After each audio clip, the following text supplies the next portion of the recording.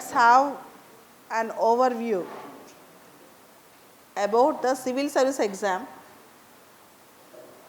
what the exam needs, what is the quality required to pass the civil service exam, how much time it is needed for the preparation and revision, what are the various subjects that are important in civil services preparation, and how to analyze the syllabus, how to read newspapers.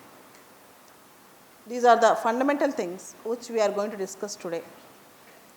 So, this class is an overview, or this class provides a insight of the roadmap, entire roadmap of civil services preparation. Many aspirants come to this preparation for various reasons. Everyone have their own reason for taking up civil services examination. As it is not an easy choice, like going and getting a fruit or a biscuit packet from the market. It's an easy choice, right?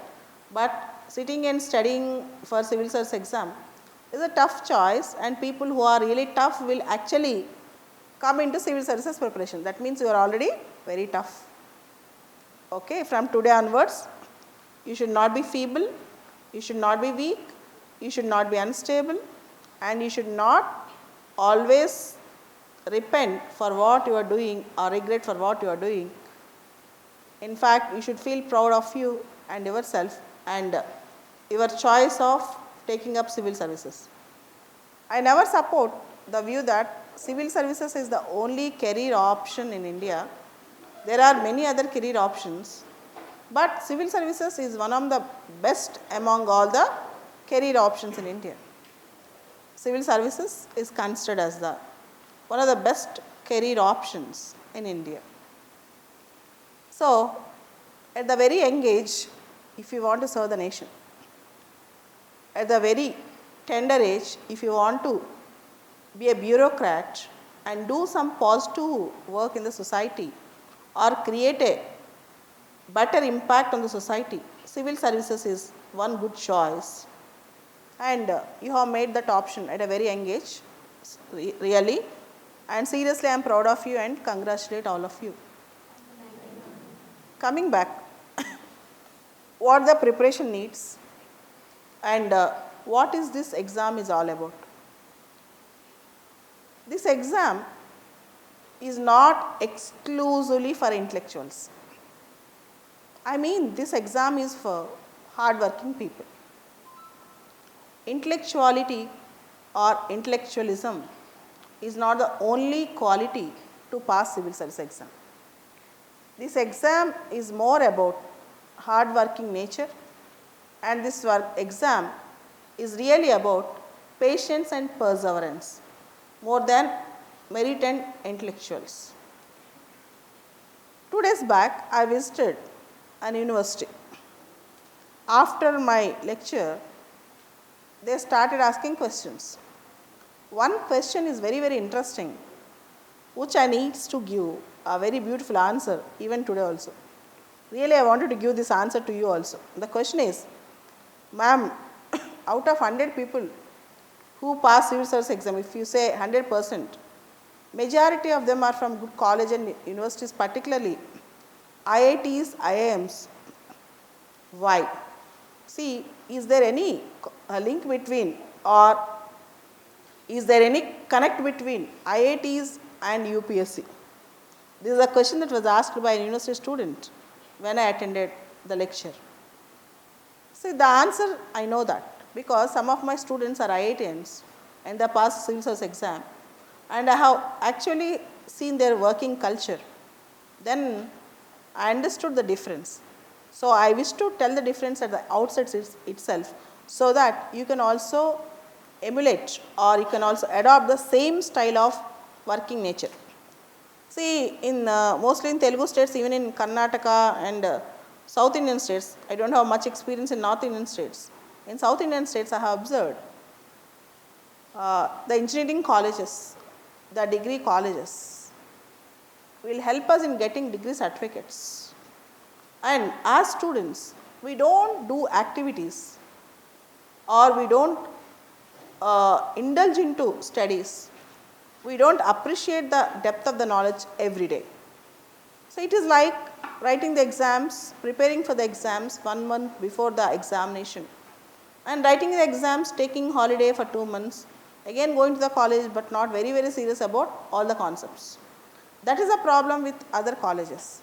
Whereas if you see IITs, from day one there will be an activity and the students are very, very busy day in and day out, and they cultivate or they nurture a habit of hard working throughout the year, and they have more focus and discipline because of this. As they were acquainted to work hard for the last 4 or 5 years, they will extend the same for next 1 or 2 years, so they can crack the exam seriously. So when you are not indulged into studies for the last 4 years properly, suddenly if you sit, it will take 1 or 2 years for you to adjust. So that is a major thing which I have found out in the entire scenario. So here I wish to tell you, civil services preparation is not a comedy task. It's not a task where you do it 1 hour a day or 2 hours a day, or you do it whenever you like. It should be like a way of life.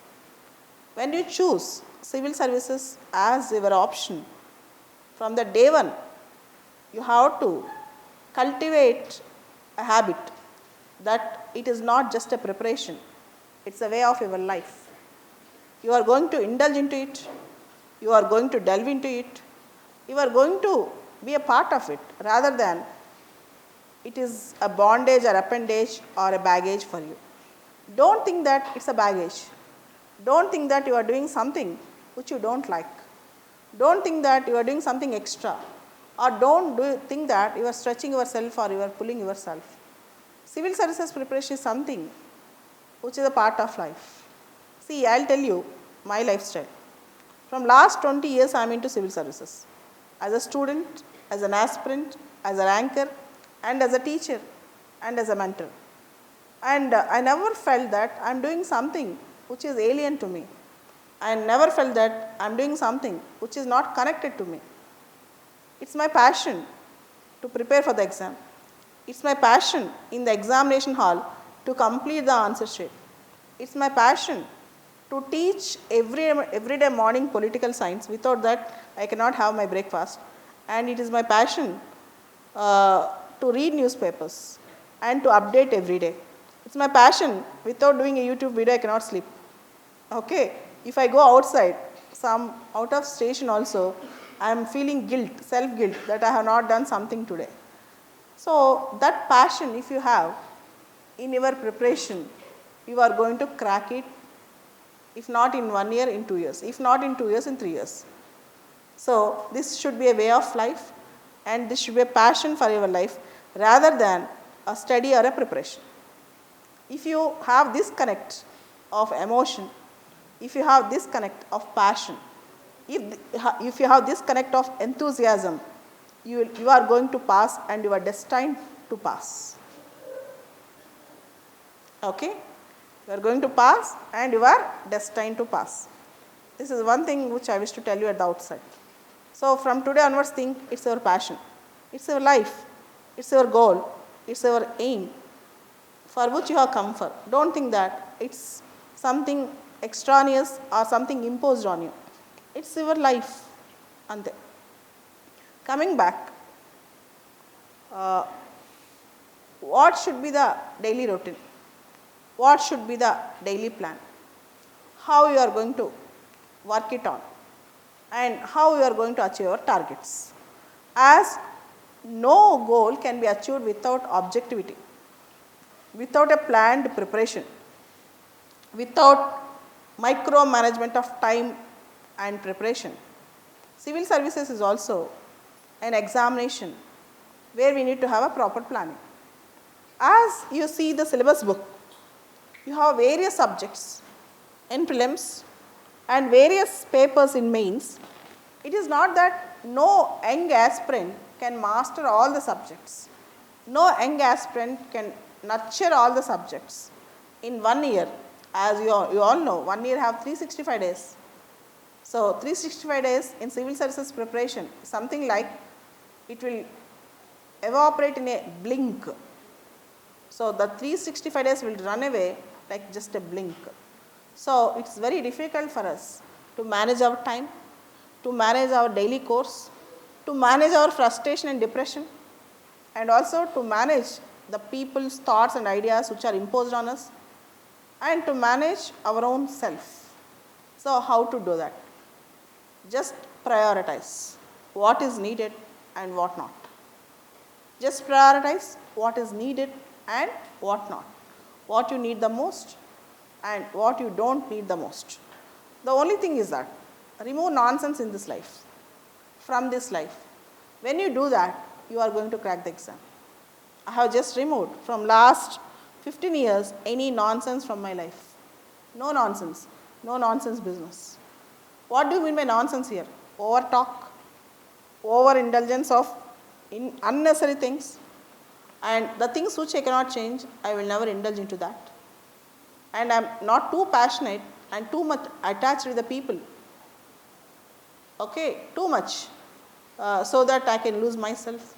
So many things I have done to regulate myself in this entire episode of civil services preparation and teaching, so I can have my connect with the examination. The main thing is focus. That we can develop only when we prioritize the things.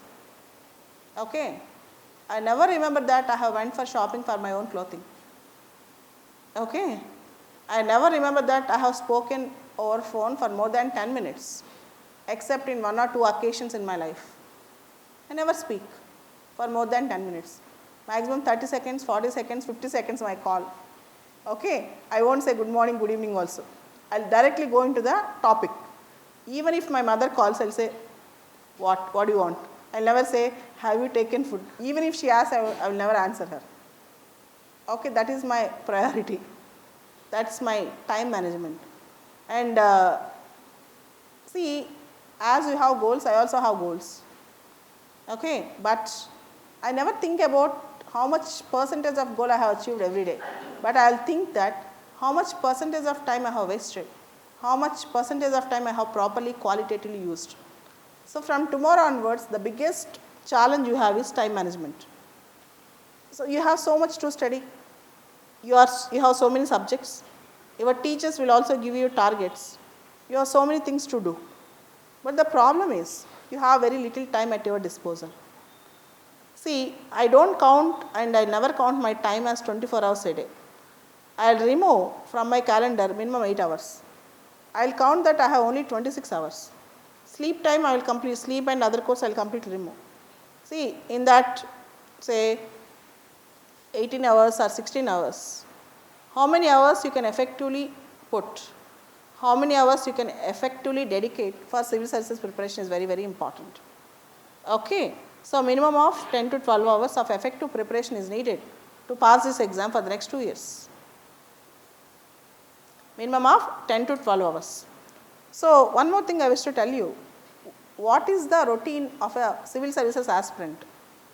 What is the routine of a civil services aspirant who is serious and who is non-serious? I will tell both the routines, okay? Serious aspirant and non-serious aspirant. Non-serious aspirant wakes up at 6:30 or 7 o'clock. Just go through the newspaper for half an hour, have breakfast and have some coffee or tea for 1 hour.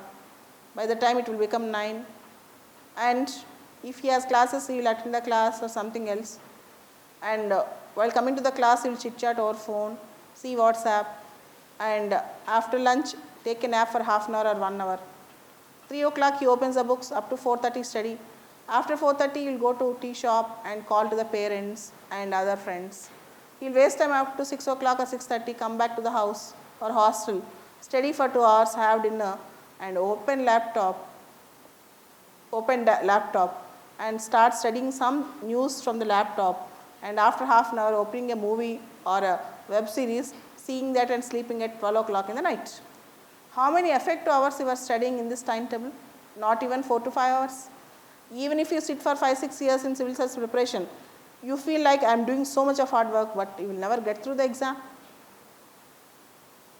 A serious aspirant will start the day by 6:37.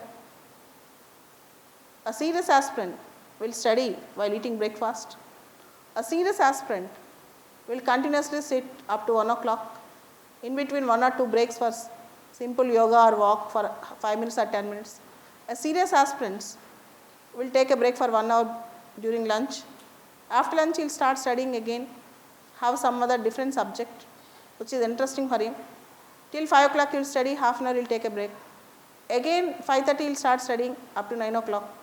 9 o'clock he will take half an hour break, and again he will study up to 11 o'clock, and he will study what is useful for the exam in the laptop or some social media, and he will sleep.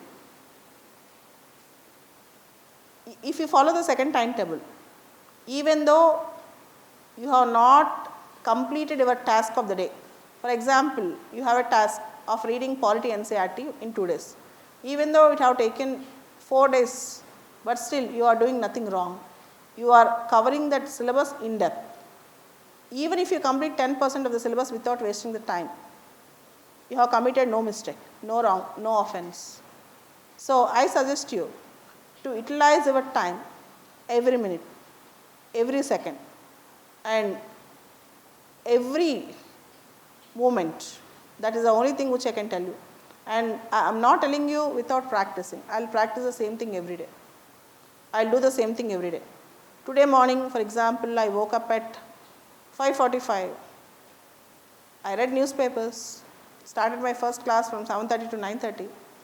9:30 to 10, while having breakfast, I again discuss news with my students. 10 I have started to this class. Now I will be giving lecture.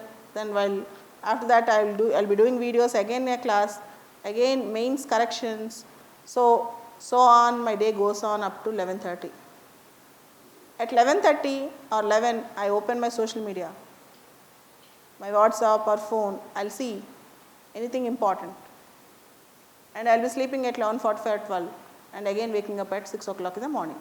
This is my routine, not today, not yesterday, from the last 10, 15, 20 years. Okay? I will do multitasking. While having breakfast, I will read news. While talking over phone, I won't listen their nonsense, but I will be reading news again. Sometimes I will open speaker, and I will go to internet, and I will be talking over phone and searching the news.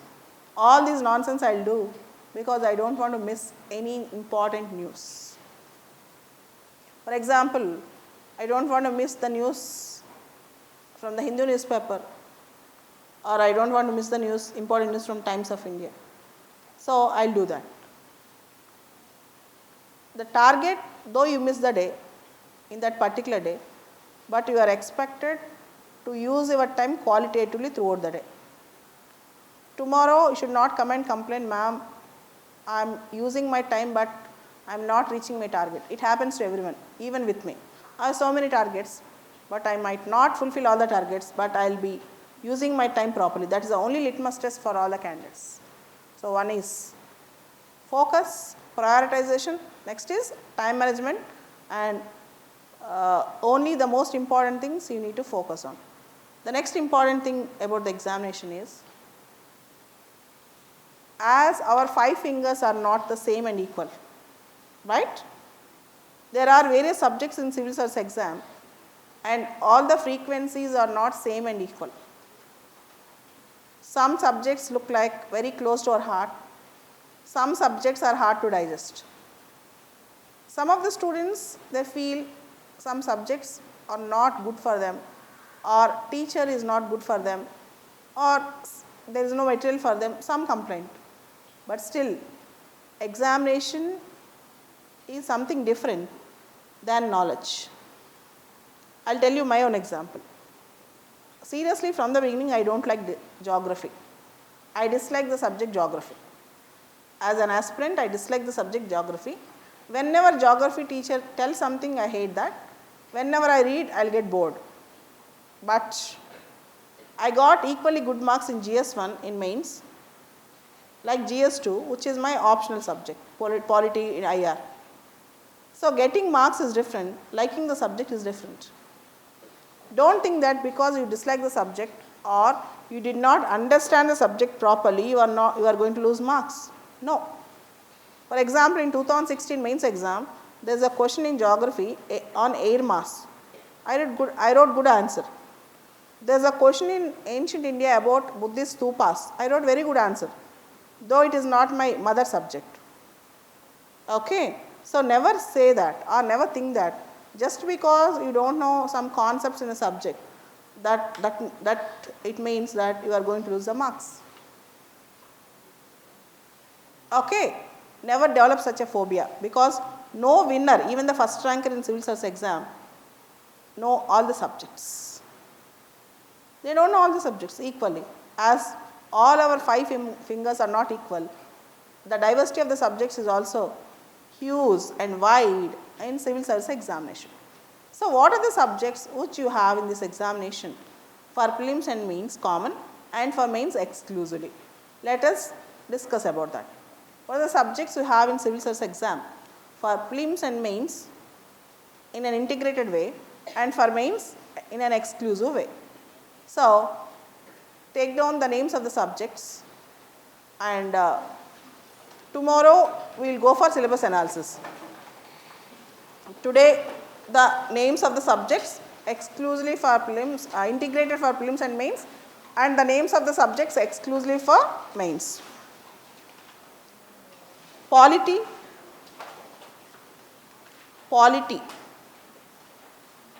which includes Indian Constitution, which includes Indian Constitution, public policy, political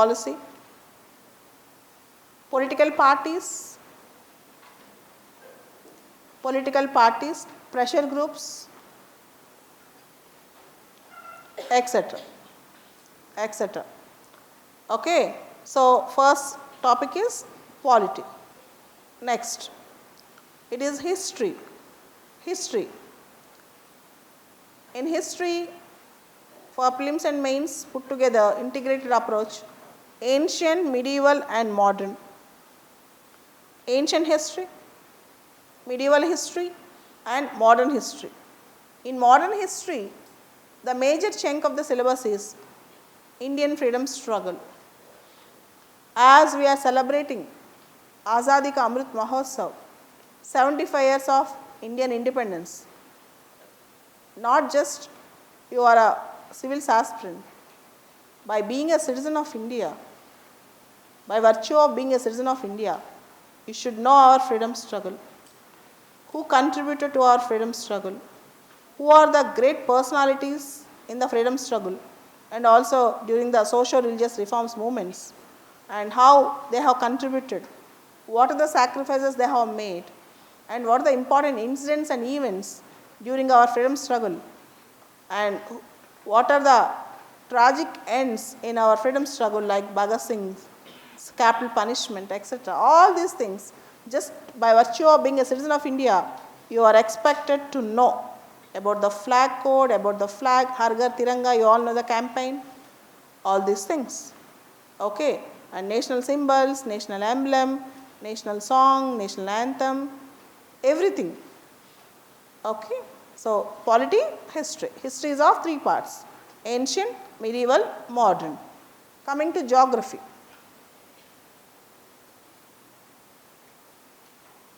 In geography you have 2 parts: world geography, Indian geography. In geography you have 2: world and Indian. So we are going to study geomorphology, climatology, oceanography, all these things in world geography.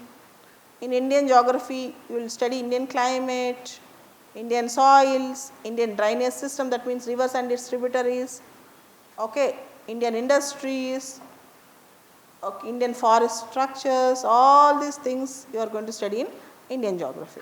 So world geography, Indian geography. Polity, history, geography. Next subject is economy. Generally people, most of the aspirants feel that they don't know economy. But the thing is in UPSC they don't give economics, they give economy. You are not going to do masters in economics. It is a subject called economy where you are going to study the three sectors of Indian economy, primary, secondary, tertiary, where you are going to study the inflation and the types of inflation. You are going to study the banking system. You are going to study the NPS, non-performing assets in our banking system. You are going to study our stock markets, about our stock markets. You are going to study the unemployment, types of unemployment. You are going to study how our GDP works, how we are going to count, what are the various types of indexes we calculate in our economy. Along with Indian economy, we also study some important fundamentals of world economy also, like how world economy is running, how WTO, World Economic Institutions are running, and world trade is going on, IMF, all these things we are also going to study in economy. So, the fundamental subjects from the beginning of civil service exam after our independence till date are polity, history, geography, economy. These are the core subjects. These are the core subjects. Then we also have the other subjects like science and technology. Science and technology. In science and technology, what are the chapters we are going to study? It's like space technology, like you are going to study ISRO's achievements, NASA's achievements, space technology, defense technology, space technology, defense technology, nanotechnology,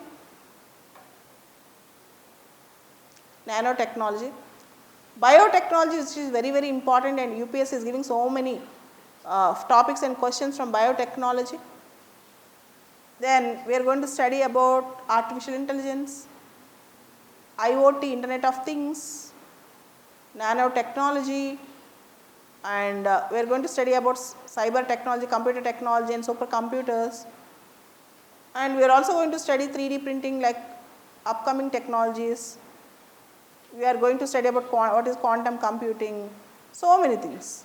So, all these things we will study in science and technology. Then there is other subject which is trending in UPSC and also in state public service commissions is environment, ecology and biodiversity.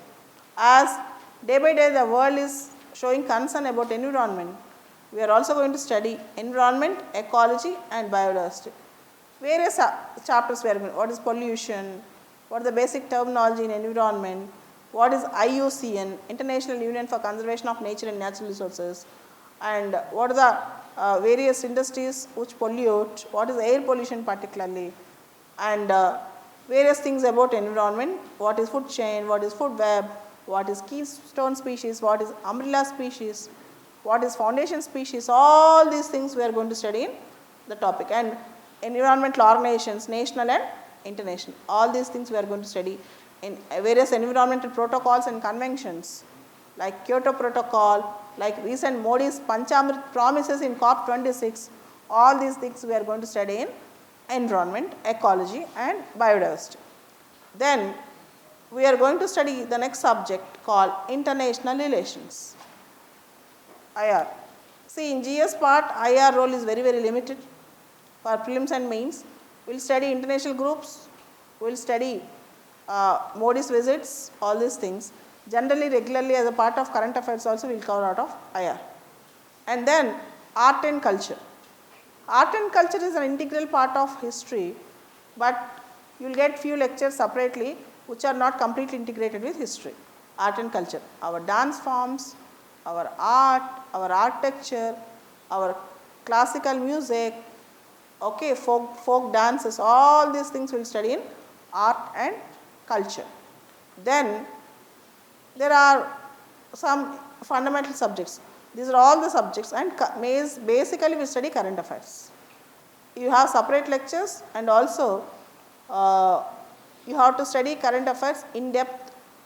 For example, when you want to write 2022 exam, if you want to write 2023 exam on May 28th, you need to study at least previous 1 year current affairs before going to the exam, minimum of 12 months current affairs before going to the exam. So, what do you mean by current affairs? What is the domain of it? Let's see. Yesterday, Nancy Pelosi visited Taiwan. American speaker, American House of Representatives speaker. That is a current affair news. The location of Taiwan, the political structure of Taiwan, all these things. And if you see, recently Government of India announced a scheme called Agnipath. You should know what is that. That's the current affairs. And recently if you see, Modi last month attended G7 summit, where it was held, who are G7 members, it's a current affairs. And if you see, recently there's a India Innovation Index released by Niti Aayog, it's current affairs. Okay, you will get ideas when you start preparing your own notes, when you start listening to the news, when you start reading to the newspapers, you will really understand what do you mean by current affairs. Okay, so as you eat food every day, as you take bath every day, as you sleep every day, current affairs is everyday business. It is not that I will read current affairs once in a week, I will read current affairs once in a month, I will study compilations of some institute material. This is simply nonsense. As civil services have 3 stages of the exam, prelims, mains and personality test. Current affairs is an area where in every stage of the examination, you will be tested directly or indirectly.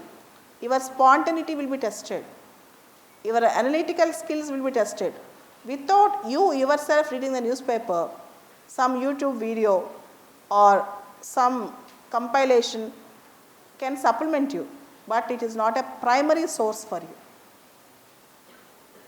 Then you can ask me, why do you make videos? I make videos in 5 minutes or 4 minutes for a topic. As students have doubt where to start and where to stop. How to analyze the things, ma'am, when I start reading a news, the depth or inputs which I have, is it sufficient or not? That's a fundamental question which will be asked by civil aspirants in both the Telugu states so many times, regularly. They come to me, approach me and they'll ask how to analyze. I tell them, just take the topic, read the news and just cross check in my video whether you know at least that material. So to explain the length and breadth of a topic, I'll do that. Not that you should completely depend on the video. You should do more research by understanding the concept. I think you got it. So current affairs you should do every day. And I have seen most of the winners of civil service exam, they have very good knowledge about what is going on around the world. They read newspapers, they will make their own notes. Tomorrow onwards you will come and complain, ma'am, I am not getting time to make my own notes. Making my own notes or making your own notes doesn't mean that you are going to rewrite the entire newspaper. In your own language, in your own script, at least 1 or 2 points of at least 5 important news articles of the day. That is enough. Don't think that you need to rewrite everything what all appears in the newspaper. That is waste of time, and if you do that, you will do that only for 2 days. From 3rd day onwards, you will never find time to do that. Take a very big book, have a date, okay, August 4th, 2022, the headlines. Supreme Court wanted to constitute a panel on freebase. What are freebase? What is panel? That's all. Second point. So at least start like this, so that you can slowly improve whenever you want. But start like this. It's going to enhance and it's going to prove miraculous in your preparation. Do that from day 1, today onwards. Have your own current affairs notes. YouTube videos, compilations, Telegram channels, they are all supplementary. You can cross check with them whether you are up to date or not, but you cannot completely depend on them. Why? There are students who pass prelims by reading compilations, no doubt, but you can never pass mains or interview just by reading compilations. You should always have your own analytical ability of current affairs. In mains and interview particularly this is tested. Okay, so from day one you should start your own analysis of current affairs. This is the fundamental thing. Okay, so current affairs is a very crucial part of the exam. The current affairs of the day you will get in Hindu paper, in Times of India, in my video, the topics, the most important topic 1 or 2 I will make a video every day. I think you know that. And paper is a major source. And also whenever I get time, my way of preparing my current affairs is whenever I get time, I will go for my Google and say latest news and type latest news. I will just scroll the news, I will find out which is very relevant for our examination. I will open only that link. I will just see all the news. See, I will read about stashing of money by a minister in Bengal in one actor's house. I will read that, but I will link that with money laundering. I link that with corruption. I link that with some scam. I just do not read the news and leave it. Okay. So, every day I will find out those news that are important for the examination and I will be reading and I will be telling my staff to prepare some template on that and post it in Telegram.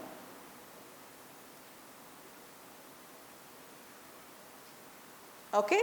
The process you should also do, and you can cross check in our channel, you can cross check in Telegram channel whether you are going on the right path or not, but you should maintain your own notes. This is about current affairs, this is about prelims, and you all know prelims have 2 papers. First paper is GS, second paper is CSAT. For CSAT, attending the classes is a must. Though you are a BTech graduate, classes are must. GS paper, negative marking will be there. For every wrong answer, you will be losing 1/3. So, from the beginning, I will tell you a technique to pass prelims exam. The technique goes like this. Take UPSC Civil Services last 30 years question papers, UPSC CAPF exam, NDA exam, previous question papers, GS question papers. Every day 20 questions, take 20 questions, try to solve them. Along with your basic preparation, every day take old papers of UPSC preliminary exam, try to solve them. This is one fundamental way to crack prelims. Most of the toppers does this. Most of the toppers does this. So, UPSC Civil Services question paper, prelims question paper, GS, UPSC NDA exam, UPSC CAPF exam, and all other UPSC examinations, GS question papers, try to take the question paper and do reverse engineering. You might not know even a single question out of 20 questions, but try to read the concepts and you are going to master the examination when you know this technique. Do this from day 1. Day 1 start 5 questions, day 2 start 6 questions, and 20 questions is the maximum limit a day. So, do not miss this even a single day. Okay, every day take some questions, every day do this practice, every day Google the question, Google the concept. Do not try to get the answer, but try to understand the concept. Okay, this is the simple thing, and there are many techniques to pass prelims that will be told later, that will be discussed later, not now. Coming back, for mains examination exclusively there are some subjects like general essay writing. There are 1000 posts, around 2500 2600 people will be called for the interview, and the interview is for 275 marks. And at this stage I wish to tell you again, preparing for the interview in the last minute is a Herculean task, and personality development cannot happen overnight. The personality development cannot happen overnight. So, from day 1 onwards, you need to nurture your personality. Think that you are an IAS officer or IPS officer in the making. Think that you are a civil servant in the making. The way you speak, the way you actually present yourself really matters. Your hobbies, your background, your personality, your decision making skills, your intellectual ability, your analytical ability, your communication skills, they all should be improved from today onwards. So, as knowledge cannot be crammed, knowledge can be acquired layer by layer. Knowledge can be acquired layer by layer. So, a ocean cannot be filled overnight. You can fill it by drop. So, I wish that from today onwards, the way you groom yourself, it might be your hairstyle, it might be your dress habits, it might be your food habits, it might be your communication skills, it might be your diplomacy, it might be your hardworking nature, everything will be put in the process as you are already an officer in the making. It helps you wherever you go, and you should be tolerant in arguments. You should never be erratic, or you should never be momentous. You should never get short tempered. You should be tolerant, patient, and you should leave away subtle things and focus on the most important things. So, as civil services preparation changes the course of your life. So, you are now starting your preparation. By the time next year, the same time, the same day, you won't be the same person as you are today. It's going to change horizons in your life. Your horizons are going to be expanded. So, I will say that from today onwards, leave away the most nonsense things, minimize your social media, don't listen to the nonsense things or rumors about the exam. There are many people who create the rumors around the exam. There are many people who create rumors around the textbooks or the teachers. Leave away all those things, have a positive attitude. Try to develop commitment and loyalty towards our examination. Trust your teacher. No teacher will betray the students with respect to the subject, because teachers are always aspire the students to win. Unless we love the students so much, teachers can never enter into the classroom and deliver the lecture. Within one hour you can judge whether teacher really likes the subject and loves the students or not. Okay. Nobody can actually sit in the classroom just for the sake of watching like a movie. They will sit and they have so much of commitment. Only then they can come and dedicate their hours. Can you give your 1 hour to some of your friends every day? No. For any benefit, for any cause. Only when they have some commitment, they will come there or come here. So, you need to listen so many things, you need to be tolerant, you need to adjust with so many things. Automatically in a year or two you will get. And why do people fail? 4 or 5 lakh people seriously write the exam, but only few thousands will go up to interview. Why do people generally don't get selected? So, civil service examination is not the process of selection, but it is the process of elimination. And to put it in a simple sentence, the examination is not the process of selection, the examination is the process of elimination. In prelims, there is a first phase of elimination. In mains, second phase, very tough phase of elimination. In interview, it's like cutting edge, simply cutthroat competition. Okay, in all the 3 stages, you will be tested. You will be tested very hard. And the first stage itself, it's like reading so many things, random questions. Of late, the prelims question paper have become so diverse that nobody can predict the questions or even topics. The process of confidence, the process of elimination, and the process of exam techniques, and the process of reverse engineering can help you. This is all about civil service examination. Coming to newspapers. Every day you need to carry a newspaper. Every day you need to carry an atlas with you all the time. Okay. And in your home you should have an Oxford Advanced Learner's Dictionary. Every day from the newspapers, at least 5 to 10 words you need to know the meaning, and at least 5 to 10 sentences you need to emulate from the newspapers. This is a fundamental thing to start with for a writing practice, for 1 or 2 months you should do it every day. 5 to 10 meanings and 5 to 10 sentences, and every day you should search at least 5 to 10 meanings from the Oxford Advanced Learners Dictionary. Coming to every day, I told you to carry one newspaper. I suggest and I prefer for the beginners the Hindu newspaper. This is a Hindu newspaper. In this Hindu newspaper, first thing you should read the first page. If it is a political news, leave it. For example, Rahul Gandhi said about Amit Shah. Just read the headline and leave it. For example, today's newspaper, Supreme Court calls for a panel to look into freebies issue. This is very important for a civil services aspirant. Populism versus development. Populism and welfareism, what is the difference? All these things you need to. What is freebie culture? Modi called it as revdi culture. In Telugu, Tailalu.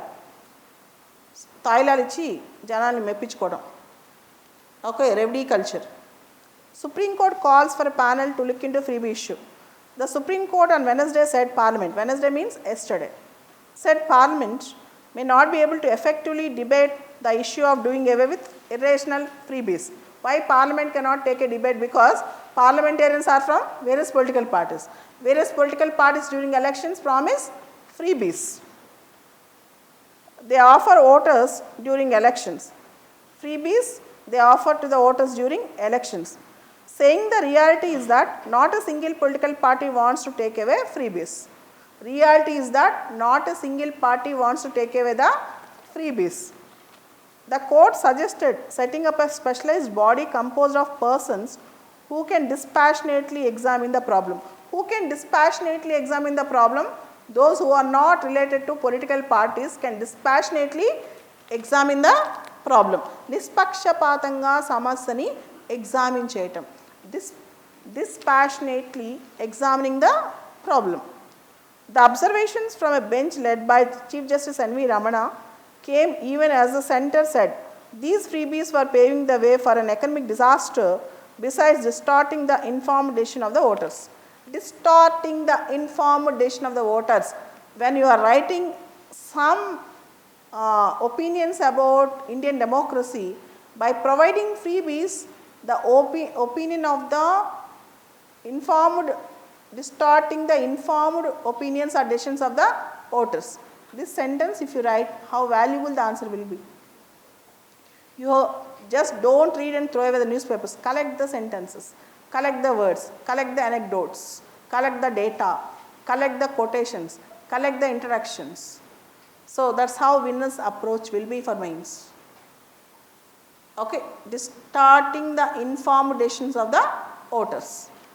Coming back, the court directed the parties to make suggestions for the composition of the body, for this specialized body. It proposed that this body could examine ways to resolve the issues of freebies and file a report before the Centre or the Election Commission of India. So, then there is a news about Election Commission of India. If you don't know what is Election Commission, immediately go for a Google search. And ECI is a constitutional body. Article 324 to 329 of the Indian Constitution deals with Election Commission of India. And what are the responsibilities and mandate of Election Commission? All these things you need to study. Okay, next. China's steps of pressure on Taiwan. You know, yesterday Nancy Pelosi visited Taiwan, American speaker. China strongly objected. It is a dangerous step, China told. So, China steps of pressure on Taiwan.